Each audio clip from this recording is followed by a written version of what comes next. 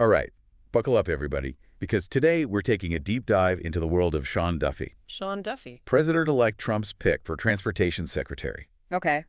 And it's a wild ride, let me tell you. Yeah. Our listener is prepping for a meeting on infrastructure projects. Okay. And needs to know how this pick might affect things. Mm-hmm. For commuters, travelers, all of us who use roads, bridges, and airports. Makes sense. So we're going to look at Duffy's background. Okay. And what this means for the future of U.S. transportation. That's good. And what it might mean for everyday people like our listener. All right, so where do we even begin with this guy? Well, it's an interesting choice, to say the least. It really is. Duffy's background is, well, it's a bit of a whirlwind. Yeah. Reality TV star, professional lumberjack athlete, Wow. and then a pivot to politics as a district attorney and congressman. Okay, that's not the usual path to running the Department of Transportation. Exactly. Yeah. So how does that background prepare someone for such a massive role, especially when it comes to impacting the lives of everyday people? Well, that's the million-dollar question, isn't it? Yeah. His resume might not scream transportation expert, No. but his time in Congress did expose him to infrastructure projects. Right. Trump specifically highlighted this experience during the announcement. Okay, so maybe there's more to this than meets the eye. Could be. But before we get into potential policies, let's look at this unusual background. Definitely. You don't see a lot of cabinet members with reality TV credits. That's true. It is pretty unique. Duffy was on MTV's The Real World Boston back in 1997. I vaguely remember that show. He was also on those reality competition shows, Road Rules and Battle of the Seasons. Okay. So this speaks to his comfort being in the spotlight Mm. and his ability to connect with audiences. So maybe those skills could be valuable for him I think so, yeah. when it comes to getting support for his transportation agenda. Right, especially dealing with a divided Congress. Possibly he might be able to leverage that charisma and his public speaking skills. To sell infrastructure projects. Exactly, to the public and lawmakers. Like making bridge repairs sound as exciting as a lumberjack competition. You got it. But it's not just reality TV. Right. There's also the Fox News connection. Oh, yeah. Duffy was a contributor and host there before this nomination. And don't forget, his wife, Rachel Campos Duffy, Right. co-hosts Fox and Friends Weekend. With Pete Hegseth. Yeah, who Trump just appointed as Secretary of Defense. That's a pretty tight-knit circle. It is. So what do these Fox News ties mean for everyday folks? Well, that's something to think about for sure. Could it influence what policies he focuses on? Duffy's commentary on Fox News might give us some clues Okay. about his stance on things. Yeah. But it's still early to say how these connections might turn into actual policies. Makes sense. What's important is for people to stay informed and see what he does once he takes office. Right. Actions speak louder than words. Absolutely. But there's another interesting part of Duffy's life. His large family. Yeah, he and his wife have 9 children. 9 children. Yeah. This could be really interesting in terms of policy. It could. Yeah, how so? This emphasis on family Mm-hmm. might mean he focuses on things that impact families who travel, I see what you're saying. like safety regulations for car seats and airplanes, Okay. affordability of travel for larger families, Yeah.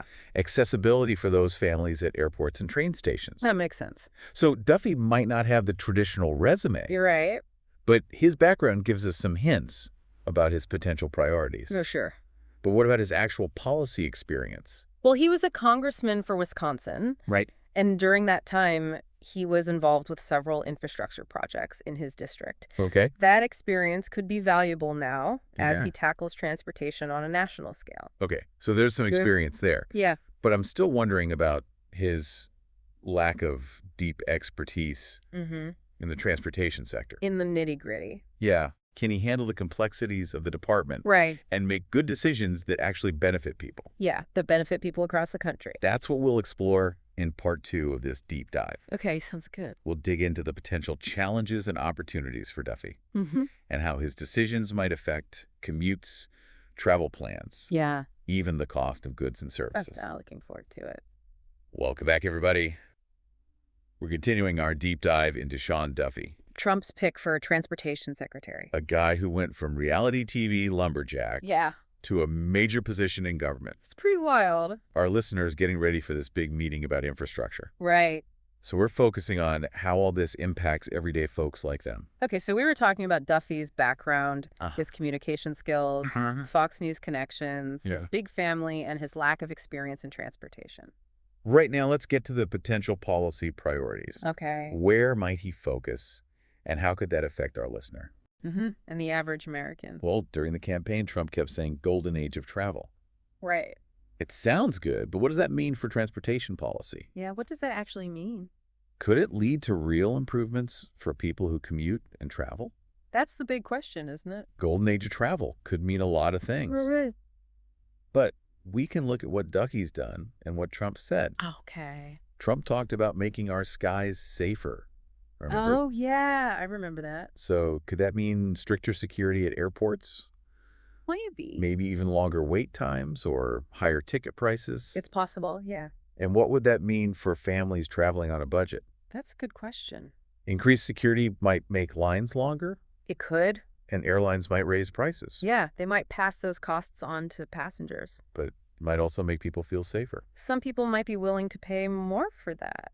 It's a tough balance that Duffy will have to figure out. He will. And then there's the whole infrastructure issue, something Trump talked about a lot. He did, especially when he nominated Duffy. Yeah, he praised Duffy's experience with projects in his district, Uh-huh.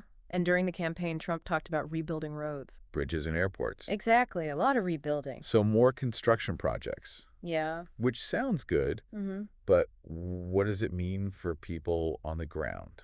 What will it actually look like? Will there be more jobs, Probably. but also more traffic jams and delays? Well, big construction projects always cause disruptions. Yeah, you can't avoid that. Commuters might have to deal with detours, Right. lane closures, longer travel times. At least in the short term. Yeah, but these projects create jobs too, True. and they can make transportation safer and more efficient in the long run. So it's short-term pain for long-term gain. Possibly. But what kinds of infrastructure projects are we talking about? What might Duffy focus on? He worked on roads and bridges in his district. Right. And Trump talked about those during the campaign, too. So we might see more of that traditional infrastructure.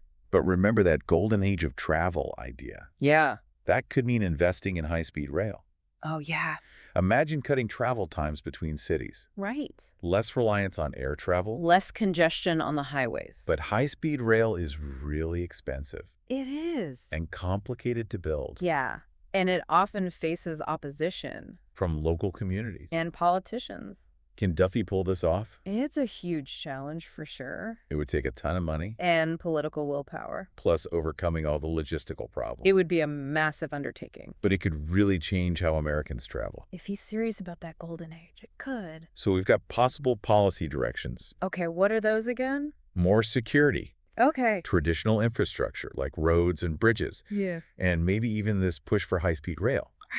But how does Duffy's lack of experience play into all this? Right. He doesn't have a lot of direct experience. Can he really handle this job? He's going to be running a huge department. Overseeing everything, Aviation safety. maritime regulation. Yes, autonomous vehicles. It's a lot to manage without that deep understanding. It is. So how do you think he'll approach this? Well, he'll need to rely on the experts around him. The career officials? Yeah. Will he listen to them? Or will he just do his own thing? That's a good question. He might be influenced by Fox News and his connections to Trump. It's possible. And what if Duffy and those officials disagree? What if they have different ideas about the future of transportation? That could cause problems. It could. Remember our listeners getting ready for this meeting on infrastructure? Duffy could change how projects are chosen, funded, and carried out. Yeah, they need to understand that. And those changes will affect the whole country. Everyone from commuters to businesses. So as we head into part 3, Okay. here's the big question. What does all this mean for the average American?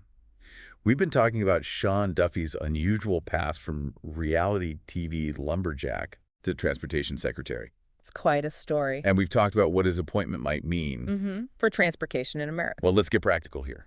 Right down to the nitty-gritty. How will all this affect our listener Yeah. and everyday people all over the country? That's what really matters. We've discussed potential policies.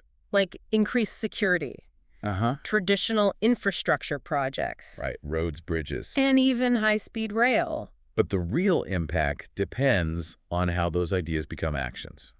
And who those actions benefit. Okay, so let's imagine Okay. You're Sean Duffy, All right. sitting in his chair. Facing all these transportation challenges. What's your top priority? That's a tough one. It is. If I were running the Department of Transportation, Yeah. I'd focus on making transportation fairer, Fair. more accessible for everyone, No matter their income. their location, their abilities. That's an important point. It is, we talk about infrastructure in general, Right. but its impact isn't the same for everyone. Different communities are affected differently. Exactly. Think about rural areas with limited public transport. Or communities with old infrastructure. That's not safe. Equitable transportation means everyone has good options. Safe, reliable, affordable ways to get around. To get to work, school, healthcare, everything. It's essential. Our listeners prepping for that infrastructure meeting, they should think about that. Yeah. How do projects help different communities? How do they make transportation fairer? It's a crucial question. I'd also prioritize sustainability, Oh, absolutely. We can't ignore that. climate change, the environmental impact. We have to address those. What would a sustainable transportation agenda look like? Well, it could mean investing in electric vehicle charging stations, Okay. encouraging public transit, Yeah. developing fuel-efficient technologies. What about freight transport? We could shift that to rail and waterways. These are big ideas. Yeah. They need a lot of money and long-term planning. And political support. It's not clear if Duffy will have that support. You're right. There will be political fights and competing priorities. No doubt about it. But the Department of Transportation's decisions, They affect everyone. they have a huge impact on the economy and society. The cost of goods. How long you're stuck in traffic. The Secretary's choices touch every American's life. So to our listener, As you head into that meeting, remember Duffy's leadership will have consequences. real consequences. Stay informed. Ask tough questions. Make sure the conversation includes everyone Focus on fairness, sustainability. and the needs of everyday people. Because a golden age of travel, Should benefit everyone. not just a few. Well said. And that wraps up this deep dive. Thanks for joining us, everyone. Keep exploring these issues Stay engaged in the conversation. about the future of transportation.